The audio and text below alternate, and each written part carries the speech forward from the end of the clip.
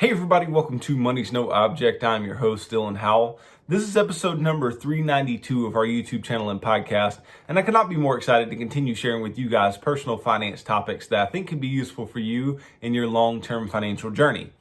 Today we're going to talk about something a little different and something that you just may not expect me to talk about, right? You may not expect me to advocate for selling your stocks, right? But today, I'm going to give you some good reasons why you may want to do so, right? And this is not me being a market predictor. This is not me saying that I know something that major market pundits don't know. And it's also me not saying that you should throw investment principles out the window. It's just simply me saying that sometimes there are good reasons to sell, even when the overall sentiment of investors should be to just hold on and keep buying, right? And so I want to give you those good reasons, give you things that, hey, if you're going through this specific situation, then maybe you should sell your stocks.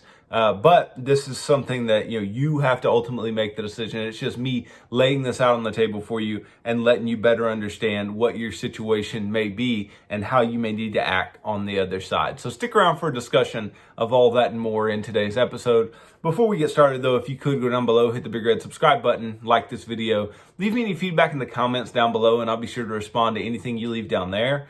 If you're listening on Apple or Spotify podcasts, be sure to subscribe and leave me a review on either one of those platforms. Follow me on social media at MNO with Dylan. And that's really good supplemental materials to all the things I'm putting out in these long form episodes on YouTube and the podcast every single day. And then if you need somebody to help you to build a financial plan and keep you accountable to that plan over the long term, then I can do that. Just DM me on any of the major social media sites and tell me that you are interested in financial coaching sessions. And you and I can begin working together, pushing towards your long-term financial goals and ultimately pushing you on towards long-term financial freedom, which is what I hope for every single individual who's watching or listening to this show on a day-to-day basis. Now look, make no mistake about it. We have had quite the month when it comes to investing, right? We've had a lot of downs, even some, bounces back up. We've had some days where, we've started really up and then ended down. We've had some days where we started way down and then actually ended up, right? There have been just some major swings in our investments this month, most of which being downward, right? But I think that we need to have the right to hear some things and to hear two different sides of the same argument and not get them misconstrued as being contradictory to one another, right? There are things that you can do on both sides of your investing life that are proper, are the right things to do, and yet they contradict one another, at least in the decision that you would make, right? So you hear quotes from people like Jack Bogle, who started Vanguard, right? He used to say, don't do something, just stand there, right? When markets are going down, don't worry about doing something. Don't just stand there, keep doing what you're doing. Warren Buffett says, be greedy only when others are fearful, right? And when markets are going down, others are obviously quite fearful, and so be greedy, buy, right? Shelby Cullum Davis said, you make most of your money in a bear market. You just don't realize it at the time. So you make your money in those buying opportunities. Okay, now stocks have been volatile recently, seesawing all over the place, right? But they've mostly trended down. The S&P 500 has been below the 10% mark a couple times already this month in that correction territory, and the NASDAQ 100 has been lower than that. You don't have to be an investment legend to know that it's rarely wise to be a seller in such environments if you can avoid it, right? You don't want to sell something as it's going down in value for multiple reasons. One, you're not going to get an adequate, price for it that you could have gotten if you just waited, right? And two, who's to say that it's not going to just continue upward in value over a long period of time? And then when do you get back in? When do you get back in on such an investment? The answer is who knows? And then, you'll miss. You'll likely either miss as it's going down, or you'll miss as it's coming back up. Now, selling into a downturn violates one of the key tenets of successful investing, selling high, right? We want to buy low and sell high. Duh, that's what you're taught to do as an investor. And investors who panic sell are prone to make emotional decisions that undermine the success of their own plans. Even the emotional relief that selling might bring is fleeting, and it's often quickly replaced by another nagging worry: is it time to get back in? Right? We tend to have a lot of regret when we sell, especially as things are going down. Now, for all of these reasons, the admonition to stay the course in a falling market is often, indeed usually, sound advice. But it also presupposes a few things that may or may not apply. Right? The biggest is that it assumes that the underlying investment plan and allocation are well thought out and well tended. Right? We have this thought process of, you don't sell. Well, you should have the thought process of not selling as things are going down, but maybe you don't have the proper, allocation. Maybe you don't have the proper risk taking in your portfolio. And we'll talk about that here shortly. That may be a problem that you have, and your portfolio just may not be one that was well thought out when it was put together. And now you are seeing the negative sides to not thinking it out well.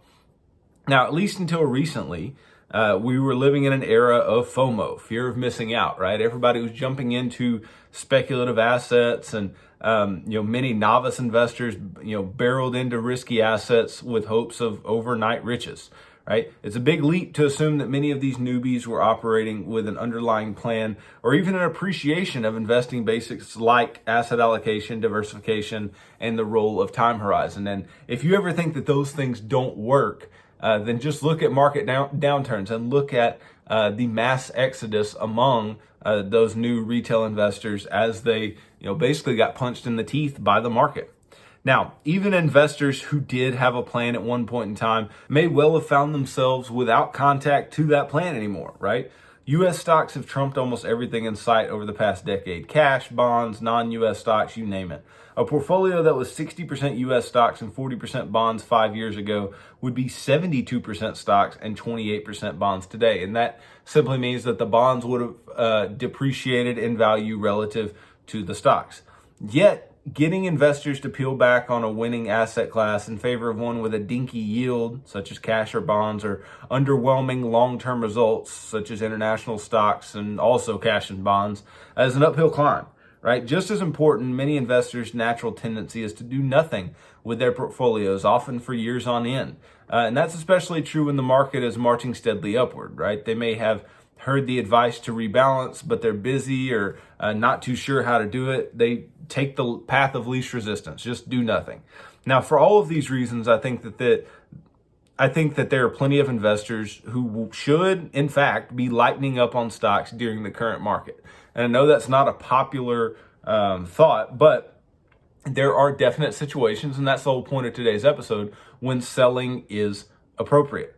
Now, I know that conventional wisdom says to do nothing, and I think the vast majority of you should just do nothing. I'm not saying this today in order for everybody to run in and sell their stocks. I'm not giving you, the permission to go in and do that. I'm just saying if there are certain situations in your financial life that are occurring, that are real right now, then going in and doing some selling might not be the worst thing.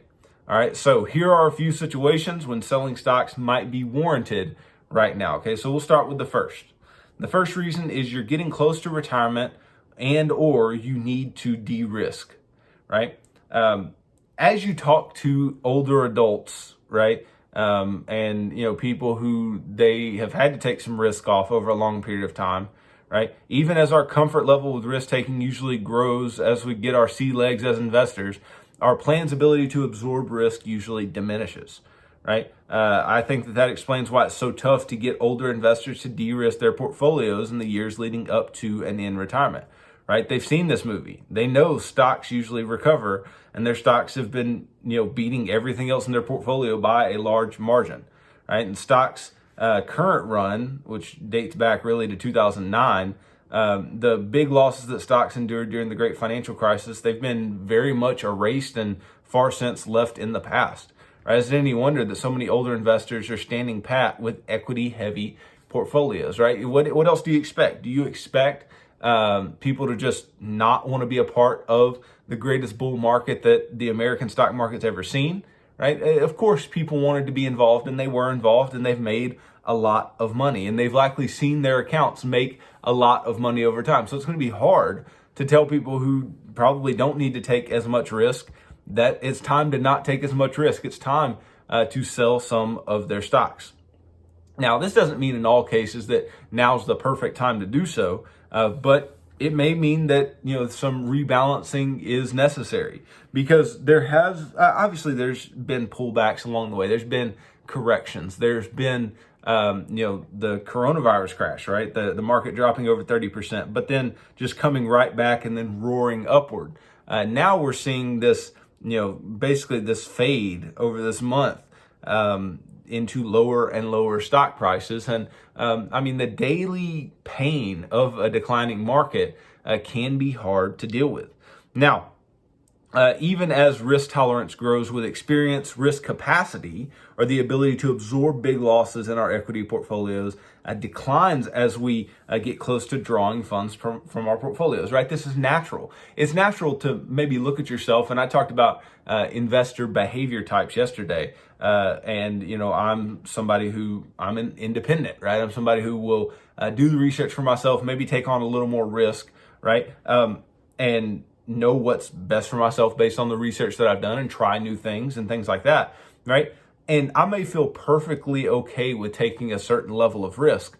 But the problem is that if you're getting close to taking money out of your portfolio or needing to draw down from your portfolio, then the risk that you want to take, right? The risk that is, maybe even necessary to take for people who are younger or further away from, an ultimate goal in their retirement lives and their financial lives. Maybe my portfolio doesn't look like theirs. Maybe I need to do things that they don't, right? And that's what I'm trying to suggest right here. All right, at that life stage, it's wise to begin building out positions in cash and bonds as basically, your hedge against risk, right? Your stability in the portfolio that you have. Now, if a lousy market materializes early in retirement, the investor can spin through the safe stuff versus tapping depreciating equity assets, right? Heading off a sequence of return risk helps explain why bucket portfolios generally hold 10 years worth of spending in cash and bonds. Now, we can talk about buckets here in just a second, but I don't necessarily think that they should hold 10 years worth of cash and bonds. That's a bit excessive. Now, it's also why in our recent research on, in retirement, it's also why in recent research on in retirement withdrawal rates, people find that the balanced portfolios generally supported higher withdrawal rates than more equity heavy ones. And the basic reason for that would be decreased volatility. So this whole first reason for going in and selling stocks right now would be to do a couple things. One, if you realize that you just can't deal with the volatility as much, in a very equity heavy portfolio, it may be perfectly okay to rebalance into some bonds, right? Rebalance into some spots where, it'd be more beneficial for you over a long period of time, right? Take the proper risk. Now, as much as I say this, I gave you a rule from Josh Brown last week that basically said, don't be risk off now, right? Don't be, once you've already taken the ride down with the risk that you've taken, don't be risk off now. Continue that risk until things, normalize. And I think that's probably a good idea for most people, right? I don't think you should make major changes to your portfolio allocation until we kind of normalize in markets. But I do think, right, if you're getting close to retirement, if you're, getting close to having to take money out of your portfolio and you're going to need that money to live on, then by all means, feel free to get a little, little more stock light. Now, again, is it the perfect time to sell? No, right? But when is the perfect time to sell? Because otherwise you may sell when the market's up, right? But maybe the market keeps going up, so you missed out on some of the gains, right? It's not a matter of timing the market. It's a matter of taking the proper risk at the proper time. So this would be a reason that I think, you can go in and do some selling if you are very close to retirement and you need to de-risk. Now, a second reason is that you may have a short-term investment goal, right? New investors have been flooding into the market during the pandemic thanks to strong gains on stocks and other assets, as well as the fact that many investors have had extra time and extra cash to invest, right? They used to not have as much time on their phones because they were at work, right? Or they got these stimulus checks and didn't necessarily need them. And so what do? Invest or speculate, right? Research in 2021 from investment firm Charles Schwab found that these newbies have a median age of 35 and their incomes are about $20,000 less than investors who were in the market pre-pandemic. Half of the new investor group, which Schwab calls Generation I, are living paycheck to paycheck. A healthy share of the new investor group was expecting to hit big lifetime milestones within the next few years, such as buying a home or having a baby. And as somebody who had a baby last year and will likely be buying a home this year, right? This is something that you need money for, right? Both of these things are things that you need money for, right? And hitting these things is no, financial walk through the park. These are big expenses, and these are big cash outflows that you just have to deal with. Now, the statistics suggest that some new market entrants are not laser focused on amassing investments for their retirements in 30 or 40 years. Rather, they may need to tap their portfolios sometime soon to cover an emergency expense, tide them through job loss, or fund some shorter term non-retirement goal like a house down payment. If they need to get out of their stock investments at an inopportune time, they could lock in losses. And this is very, very true, right? You can get out of some stocks in order to take care of some short-term goals. And there's nothing wrong with that. There's nothing wrong with going and trying to buy a house, right? And needing the money for the down payment and selling stocks when they're down in order to get that down payment. There's nothing wrong with that, right? There's nothing wrong with you're going to have a baby. You need to make sure that you have the cash there to have the baby. Then you can sell some stocks at a loss. Now, for a bit of context on why investing in stocks for short-term goals can be so risky, over rolling 10-year periods since 1986, the S&P 500 has posted a loss roughly 18% of the time. So that's 10-year periods, right? Not 1-year periods or 5-year periods. The index has posted losses in about 12% of 3-year windows over that same stretch, right? Some of those short-term losses were punishing, especially in 1-year windows. The unlucky soul who invested in the S&P 500 in early 2008 and needed to get his money out a year later would have had to settle for a 43% loss, for example, right? So short term is not the name of the game when it comes to investing. And if you need money in the short term, then putting it in the stock market may not be the right thing to do. Or if it's already there, then doing some selling to get your money out may be the proper idea. Now, with U.S. stocks still up more than 10% over the past years, over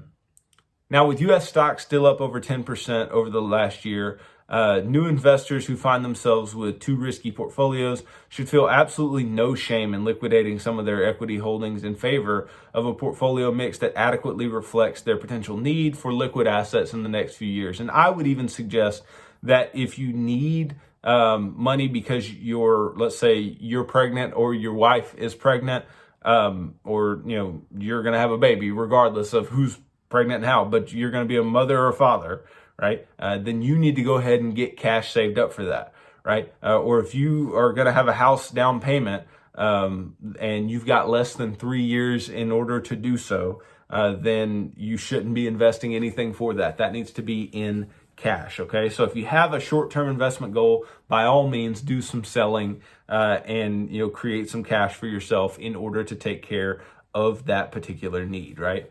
So close to retirement, you need to de-risk. You need to de-risk because you have a short-term investment goal or a short-term financial goal. Then by all means, take advantage of selling some stocks now. Now, the third reason that you may be warranted to sell some stocks is that there's a chance you'll capitulate if things get worse. And you may say, okay, Dylan, you used a big word.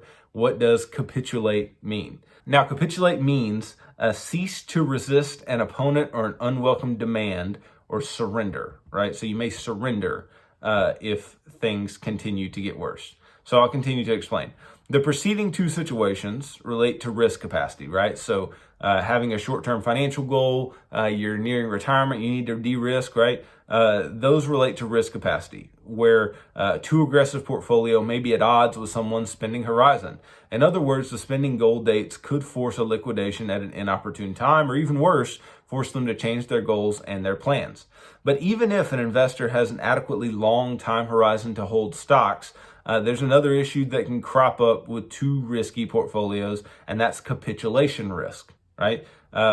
This refers to the chance that investors could become so nervous during periods of losses that they sell themselves out of stocks, thereby turning paper losses into real ones. And we've heard about this all the time. The loss doesn't exist until you sell. Well, they feel quite real at the time, but it is true, right? Paper losses can turn into real ones when you actually sell the assets that are down in value. So for investors who have found themselves inordinately spooked by recent market volatility, it's wise to use it as a wake-up call to make some changes, even if their portfolio's equity exposures seem right on paper. After all, recent market losses are minor relative to the depth and duration of some of the previous market downturns. The S&P 500 lost half of its value in the bear market that began in March 2000, for example, and that bear market was a grinding one lasting 31 months. The bear market that ensued during the great financial crisis was quite a bit shorter, just 17 months, but the losses were even sharper, 56%. In other words, if the recent market volatility has you spooked, you ain't seen nothing yet. And I was reading the other day about market corrections and how the average, I don't know if it goes back 100 years or just back to 2000. I don't know how recent the data goes back, but the average correction was 13+%, right? And we haven't come near that as a correction in the S&P 500 yet. And we know the age-old stat where the S&P 500 has on average one correction per year, right? So it's not surprising that these types of things occur. Now, while throwing stocks overboard won't make sense, lightening up on stocks while adding a bit more to bonds and cash just might.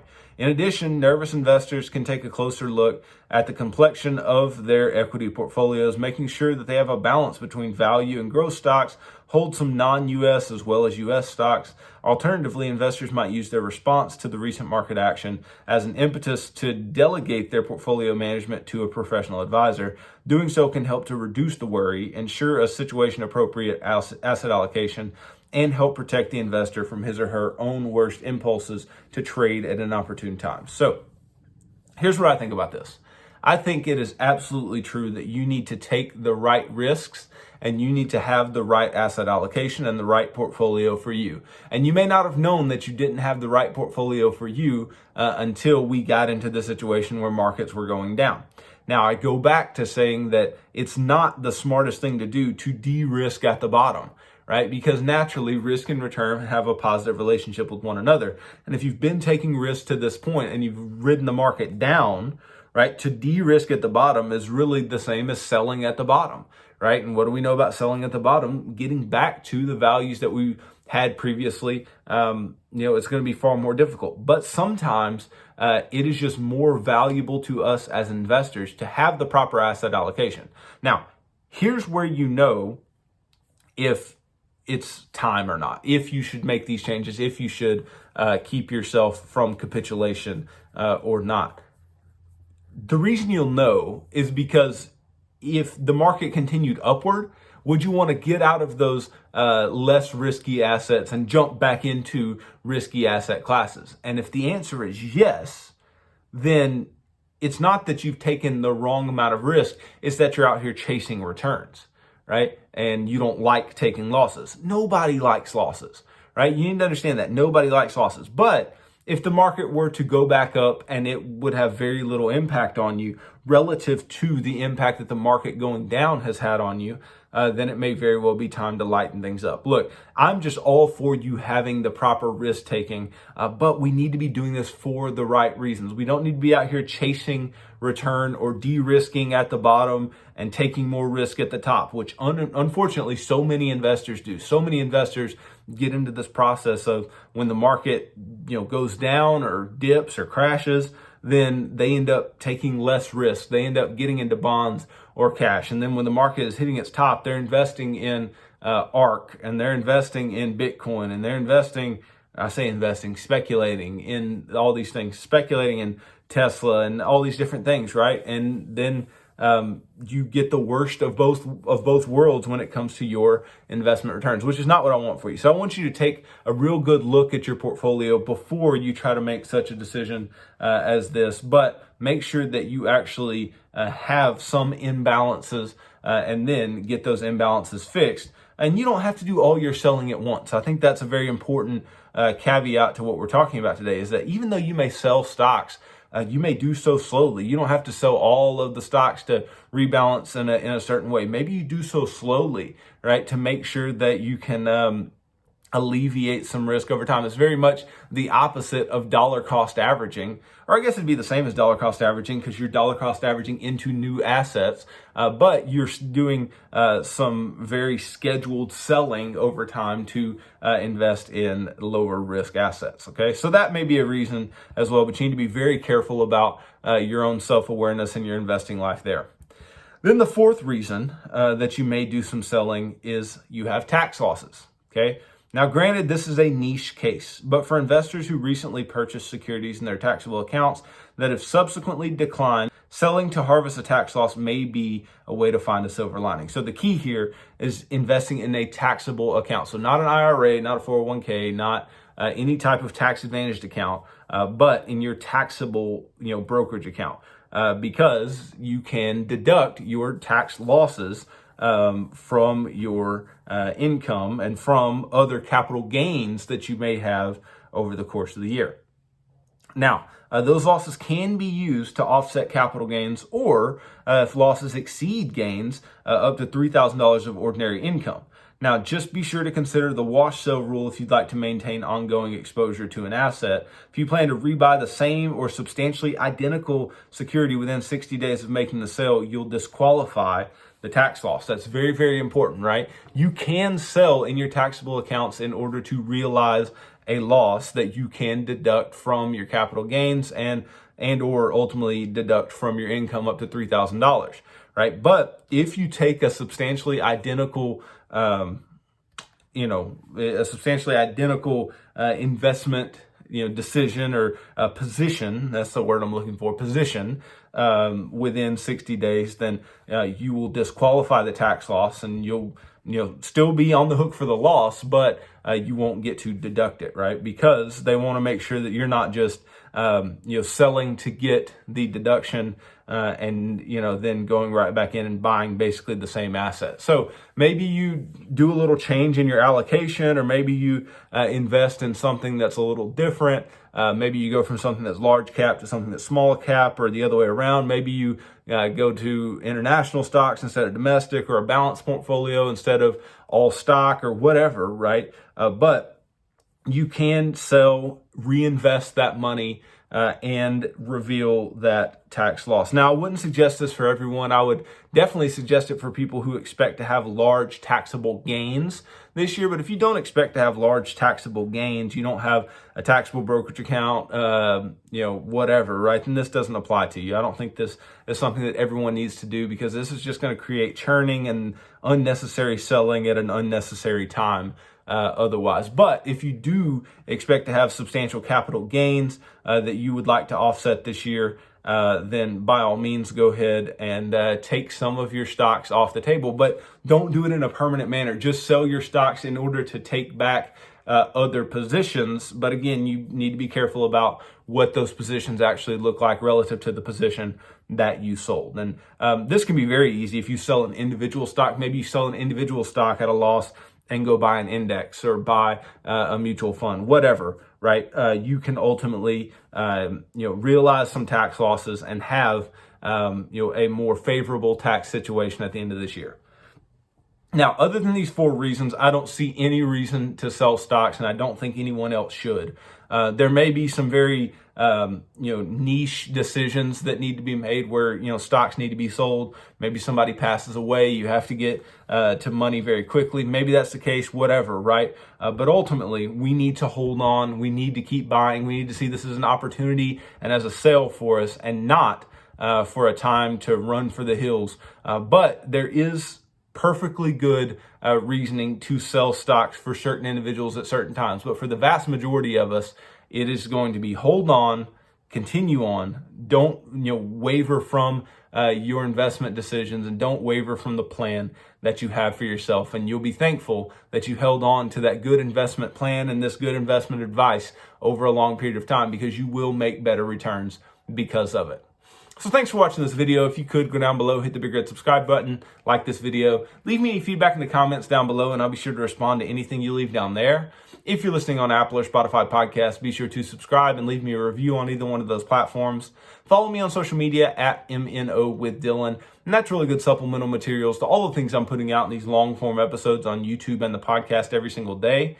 And then if you need somebody to help you to build a financial plan and keep you accountable to that plan over the long term, then I can do that. Just DM me on any of the major social media sites and tell me that you are interested in financial coaching sessions.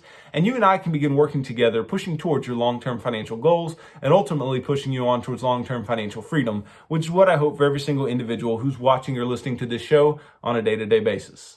So tune in tomorrow as I continue talking about personal finance topics that I think could be useful for you in your long-term financial journey. So thanks for tuning into this episode of Money's No Object. I'm your host, Dylan Howell. God bless.